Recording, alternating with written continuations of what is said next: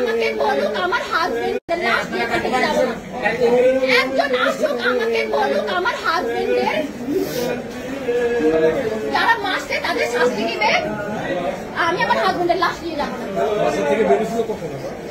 আমার হাজবেন্ড বেরোছে 2 ঘন্টাও হয় নাই ভাই। 1 ঘন্টার মাথায় 1 ঘন্টা তাও সেখানে আছে যেখানে আছে। 1 ঘন্টার মাথায় কেন ওকে মারবে? ওকে বাসা থেকে বের হতে পারবে না? বাসা কোথায় ছিল? আমার বাসা রায়েরবাগ মোহাম্মদবাগ। উনি কোথায় গুলি না একদম না, বের করবেন না। একদম সাংবাদিক তো বের করবেন না আপনারা।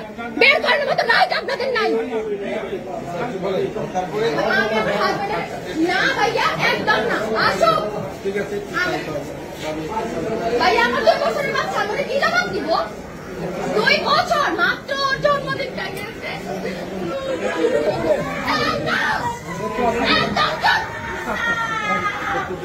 আমার কি আপনি ঠাকুরকে বের করতে চান? বের হবে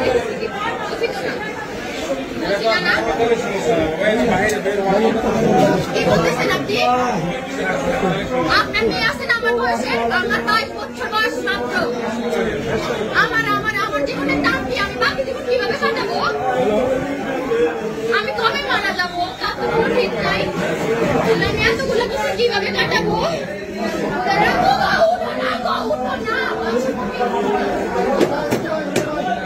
আমি বিধবা। আমার কি বিধবা হওয়ার বয়স হয়েছে বলেন?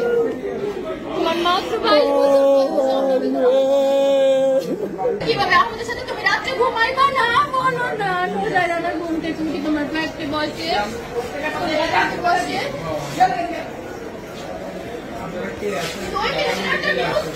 তারপরে তোমার হসপিটালে সব শেষ।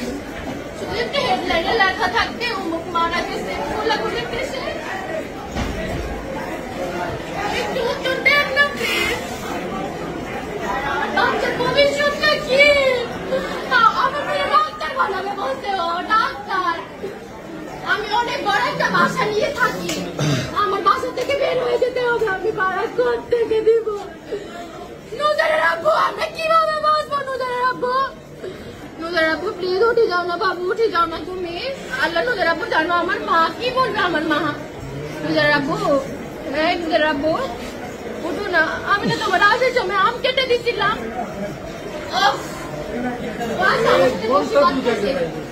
আল্লাহ আমি মানি না আমার হাজবেন্ড মারা গেছে। আমি মানি না। কোথায় ছাত্ররা কই? ছাত্ররা কই? কোথায় ছাত্ররা? আর প্রধানমন্ত্রী কই? উনি কখন মানবে বিচার?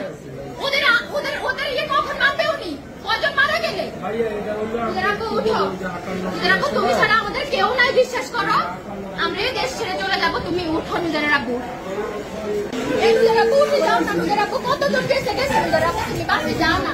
নিজের আব্বু কতজন বেঁচে গেছে? তুমি কিছু